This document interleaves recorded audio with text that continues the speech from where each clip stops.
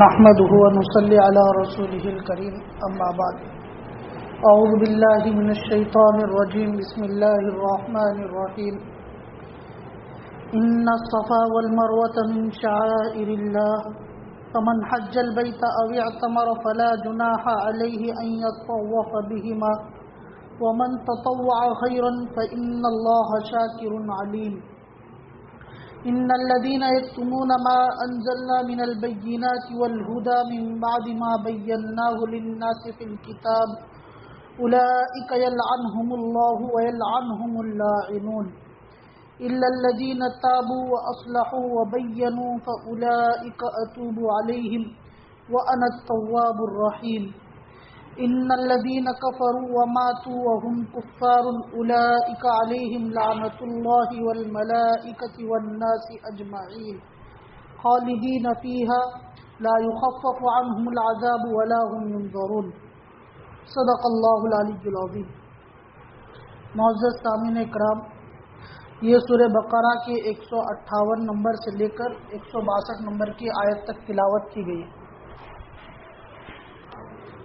ان آیتوں میں اللہ تبارک و تعالیٰ نے جو حکم بیان فرمائے ہیں، دو الگ الگ طریقے کے حکم ہیں۔ پہلی آیت جو ہے اس میں اللہ تبارک و تعالیٰ نے مشرکین کا اور کفار مکہ کا جواب دیا ہے۔ وہ اس طور پر کہ جیسے کعبۃ اللہ کے بارے میں یہ تھا کہ مسجد اقصیٰ کی طرف منہ کر کے نماز پڑھتے تھے، پھر کعبہ کو قبلہ بنایا گیا، اور اللہ نے تفصیل کے ساتھ اس کی حکمتیں بیان فرمائی کہ کعبۃ اللہ کو کیوں ہم نے قبلہ بنایا۔ اب یہاں پر دوسری چیز ہے کہ مکہ مکرمہ میں دو پہاڑ ہیں، صفا اور مروہ۔ جب انسان حج کے لیے یا عمرے کے لیے جاتا ہے تو اس صفا اور مروہ کی سعی کرتا ہے، اور زمانہ جاہلیت میں بھی یہ سعی ہوا کرتی۔ اسلام آنے سے پہلے کفار مکہ بھی اس صفا اور مروہ کی دوڑ لگایا کرتے تھے، لیکن ان کے دوڑ لگانے کی وجہ یہ تھی کہ انہوں نے ان پہاڑوں پر کچھ مورتیاں رکھی ہوئی تھی، اور ان مورتیوں کی پوجا کے لیے وہ دوڑ لگایا تھا۔ جب اسلام آیا اور حج اور عمرے کا طریقہ جب سکھایا گیا تو مسلمانوں کو بھی حکم ہوا کہ تم اسی طرح صفا اور مروہ کی سعی کیا کرو۔ جب یہ حکم ہوا تو ان کفار کو یہ لگا کہ ان مورتیوں کی پوجا کے لیے مسلمان ان صفا اور مروہ کی سعی کرتے ہیں، اس پر دوڑ لگا۔ تو اللہ تبارک و تعالیٰ نے اس کا جواب دیا ہے کہ ان الصفا والمروۃ من شعائر اللہ، کہ صفا اور مروہ جو ہے وہ اللہ کے دین کی علامتوں میں سے علامت ہے۔ تمہارے مورتیوں کی وجہ سے یا تمہارے بتوں کے رکھنے کی وجہ سے یہ دوڑ نہیں لگا رہے، بلکہ یہ اللہ کے دین کی علامتوں میں سے ایک علامت ہے۔ جیسے نماز پڑھنا ایک دین کی علامت ہے، داڑھی رکھنا ایک دین کی علامت ہے، مسلمان کو اپنے اسلام پر چلنا اور اسلامی احکامات پر عمل کرنے میں دین کی علامت پائی جاتی ہے۔ دین کے اللہ نے بہت سارے ایسے علامتیں بیان کر دیے۔ نماز پڑھ رہا ہے تو سمجھا جائے گا کہ وہ مسلمان ہے، اللہ کے سامنے سجدہ کر رہا ہے، یہ دین کی علامت ہے۔ داڑھی ہے، ٹوپی ہے اور اللہ کے احکامات پر عمل کر رہا ہے، یہ دین کی علامت ہے۔ اسی طرح دین کی علامتوں میں ایک علامت اللہ نے بیان فرمائی کہ صفا اور مروہ کی سعی ہے، کہ یہ دین کی علامتوں میں سے ایک علامت ہے کہ اگر کوئی حج اور عمرے کے لیے جاتا ہے اور اس کی سعی کرتا ہے تو یہ بات پکی ہے کہ وہ مسلمان ہے، وہ اللہ کی نشانیوں میں سے ایک نشانی پر عمل کر۔ اسی لیے فقہا کے یہاں پر امام ابو حنیفہ رحمۃ اللہ علیہ کے یہاں پر صفا اور مروہ کی سعی جو ہے وہ واجب ہے۔ اگر کوئی جان بوجھ کر یا بھولے سے اس کو چھوڑ دے اور اپنے وطن واپس آ جائے تو اس کے اوپر ایک بکری ذبح کرنا واجب ہے، اس کے چھوٹنے کی وجہ سے۔ اور امام شافعی وغیرہ کے وہاں پر یہ فرض ہے، صفا مروہ کی سعی یہ فرض ہے۔ آگے اللہ نے فرمایا فلا جناح علیہ ان یطوف بہما،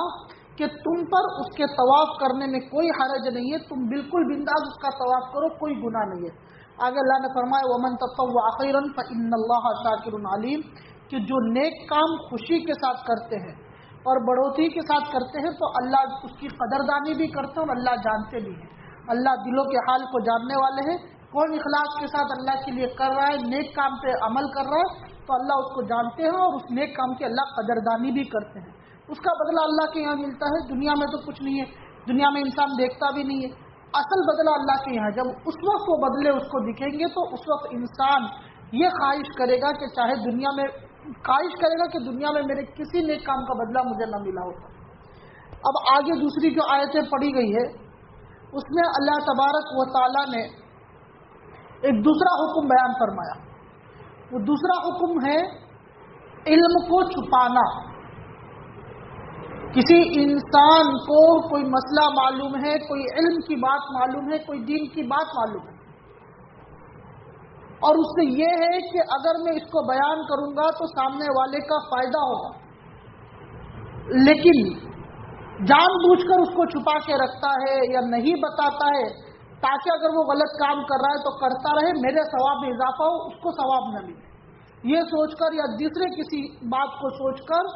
یا دشمنی میں یا عناد میں یا حسد میں وہ اپنا علم دوسروں تک نہیں پہنچاتا ہے، تو اللہ تبارک و تعالیٰ نے ان کے اوپر وعید نازل فرمائی اور اس کا حکم بیان فرمایا ہے، اولئک یلعنہم اللہ، کہ جو علم کو چھپاتے ہیں اللہ ان لوگوں پر لعنت فرماتے ہیں.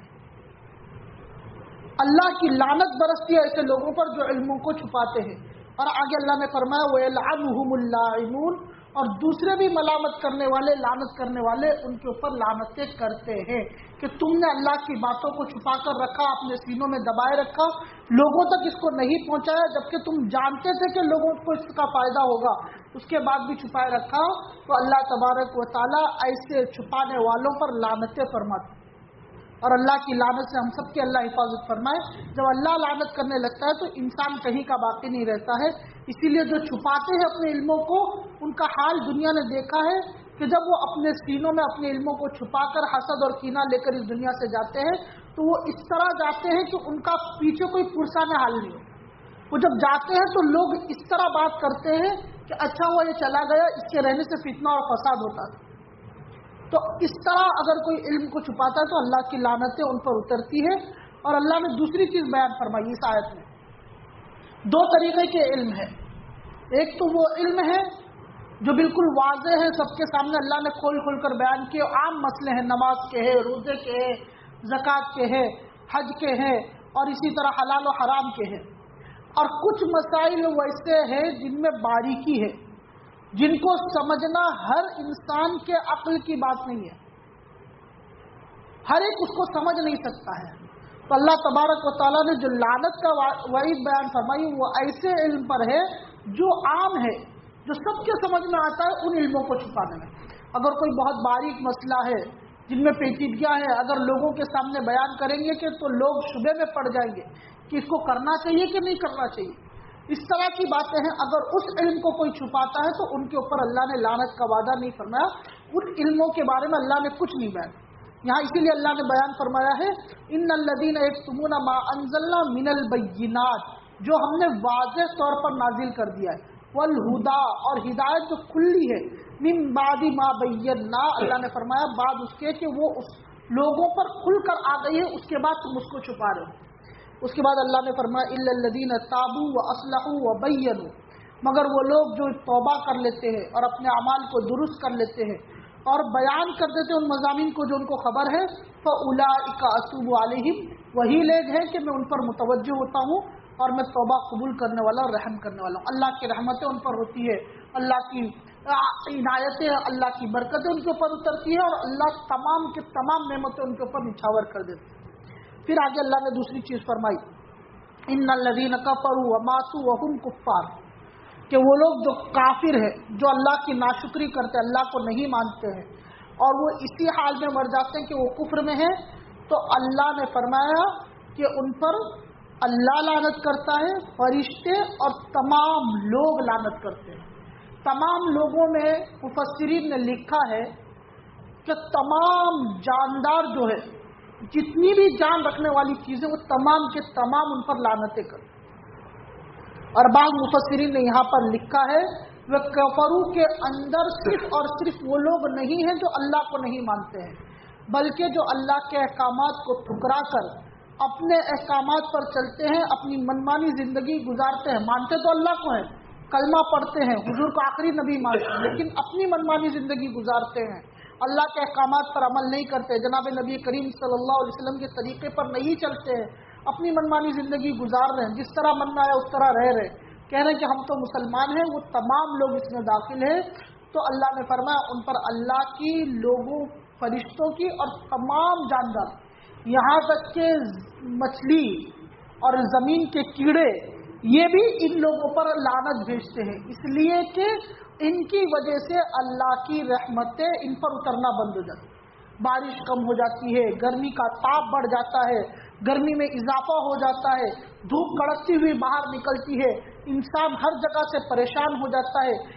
سائے دار درخت کم ہو جاتے ہیں، اور اللہ کی ٹھنڈی ٹھنڈی ہوائیں اور رحمتیں چلنا بند ہو جاتی ہے، تو ان تمام چیزوں سے ان کیڑوں مکوڑوں کو بھی تکلیف ہوتی ہے، اور زمین میں پانی میں رہنے والی مچھلیوں کو بھی تکلیف ہوتی ہے۔ تو جب ایسے لوگ اس دنیا میں آتے ہیں تو یہ جیسے اللہ لعنت کرتے ہیں، فرشتے لعنت کرتے ہیں، تو تمام لوگ یعنی مچھلی، کیڑے مکوڑے، یہ تمام کے تمام چرند پرند سب اس انسان پر لعنت کرتے ہیں،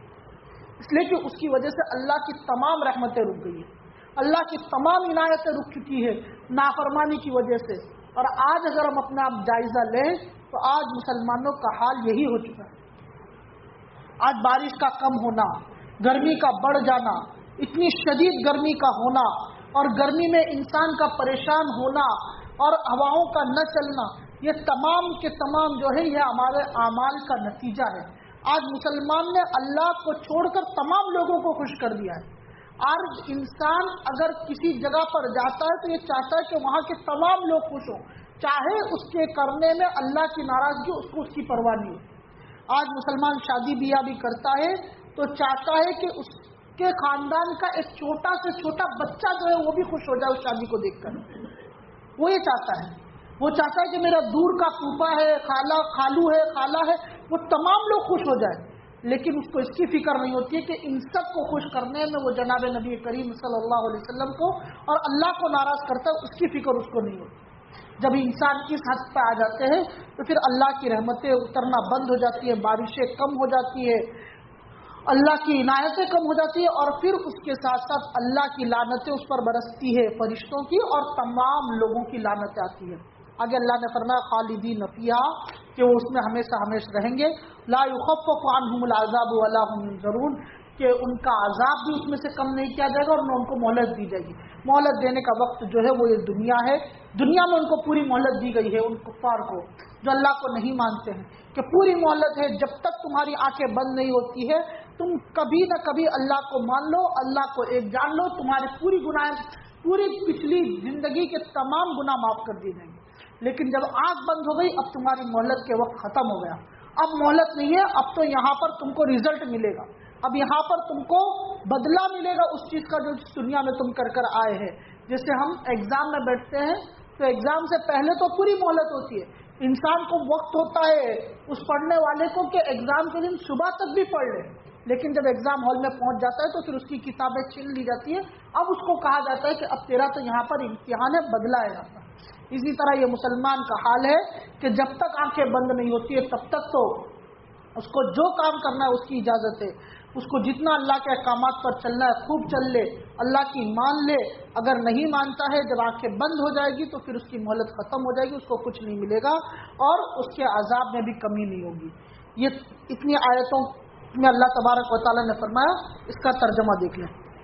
ان الصفا والمروۃ من شعائر اللہ، ان بے شک، الصفا، صفا مانے ایک پہاڑ ہے اور مروہ بھی ایک پہاڑ ہے، من شعائر اللہ، اللہ کی علامتوں میں سے ہے۔ شعائر یہ شعیر کی جمع، اس کے معنی آتے ہیں علامت کے، بے شک صفا اور مروہ اللہ کی علامتوں میں سے ہے۔ فمن حج البیت او اعتمر فلا جناح علیہ ان یطوف بہما، فمن پس جو شخص حج البیت حج کرے بیت اللہ کا، حج یا حج کے معنی آتے ہیں کسی جگہ کا ارادہ کرنے کے، قصد کرنے کا، تو حج البیت بیت اللہ کا ارادہ کرے یعنی خاص طریقے پر زیارت، تو اس کو حج کہا جاتا ہے۔ او اعتمر یا عمرہ کرے، یا तमर या तमीर के माने आते हैं जियारत करने के, काबतुल्लाह की जियारत करने के, उम्रा। बस जो शख्स के बैतुल्लाह का हज करे या उम्रा करे, फला जुनाहा, जुनाह माने कोई हरज नहीं, फला माने ला, बस कोई हरज नहीं है, अलैहि उस पर, अन यतवफ बिहिमा कि वो तवाफ करे उन दोनों का। तवफ युतवफ के माने आते हैं तवाफ करने के, वो तवाफ करे उन दोनों का। वमन ततव्वा खैरा, और जो शख्स ततव्वा, तव्वा युतव्वु के माने आते हैं खुशी के साथ किसी काम को करने का, और जो शख्स खुशी के साथ करे खैरन कोई अच्छा काम, कोई भी अच्छा काम कोई इंसान दिल की खुशी के साथ, अच्छे अखलाक के साथ और अच्छे लगन के साथ करेगा, फ़इन्नल्लाह शाकिरुन अलीम, फ़इन्नल्लाह बेशक अल्लाह शाकिर कदरदान है और अलीम जानने वाला है उसकी नीयतों को। और जो शख्स के खुशी के साथ खैर का काम करे, बेशक अल्लाह कदरदान और जानने वाला है। इन्नल्लज़ीना यक्तुमूना मा अंज़लना मिनल बय्यिनात, इन्ना बेशक अल्लज़ीना वो लोग, कतम यक्तुमू के माने आते हैं छुपाने के। एक हदीस भी अल्लाह के रसूल सल्लल्लाहु अलैहि वसल्लम की, मन सुइला अन इल्मिन अलिमा सुम्मा कतमहु उल्जिमा यौमल क़ियामति बिलिजामी मिनन नार, कि जो शख्स के बारे में किसी इल्म के बारे में उससे सवाल किया गया, फिर वो उसको छुपाता है, उसको लोगों को नहीं बताता है, तो अल्लाह के रसूल ने फरमाया उल्जिमा यौमल क़ियामति बिलिजामी मिनन नार, कि आग के वो जो लगाम में उसको घसीट कर लाया जाएगा क़यामत के दिन, आग की लगामों में। इन्नल्लज़ीना यक्तुमूना, बेशक वो लोग, कतम यक्तुमू माने छुपाते हैं, मा अंज़लना वो चीज़ जो हमने नाजिल की, मिनल बय्यिनात खुली तौर पर, वल हुदा और हिदायत,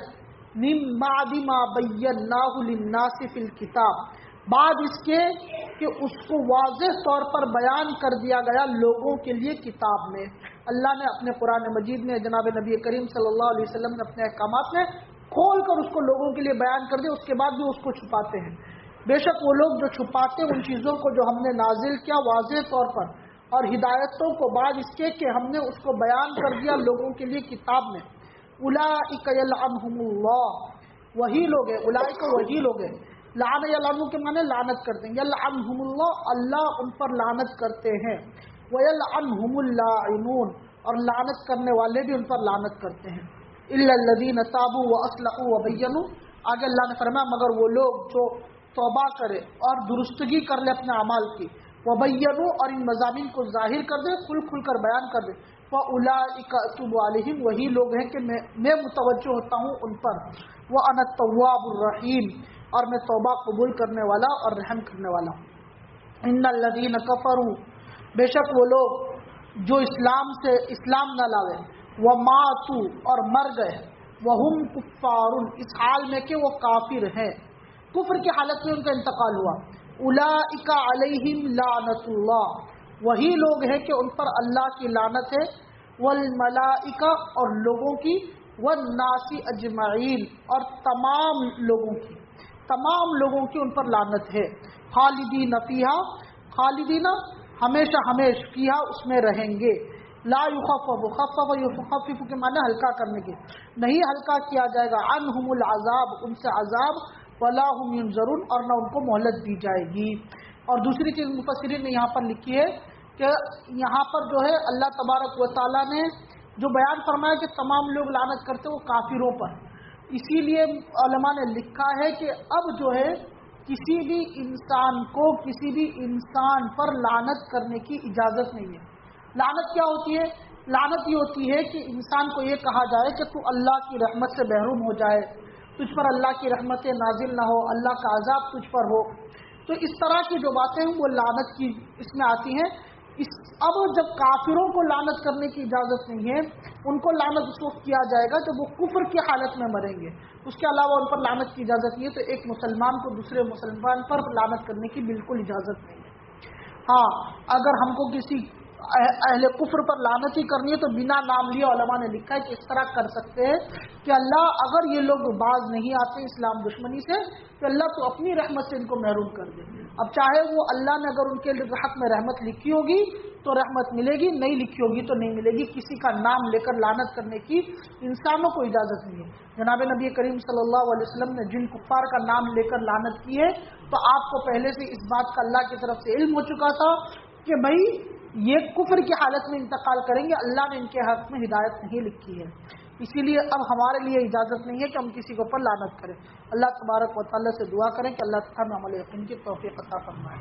3 بار سورہ اخلاص پڑھ لیں تمام مرحومین کے۔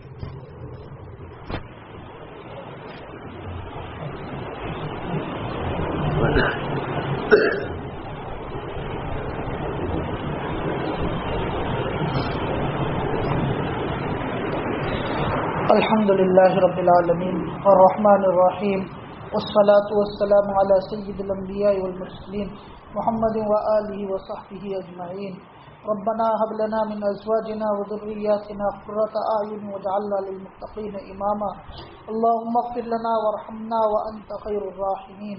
اللهم اغفر للمؤمنین والمؤمنات والمسلمین والمسلمات۔ اللهم اغفر لي ولوالدي ولأساتذتي ولمشايخي۔ اللهم اغفر لنا وارحمنا وأنت خير الراحمين۔ اللهم إنا نسألك علما نافعا ورزقا طيبا وعملا متقبلا وشفاء من كل داء۔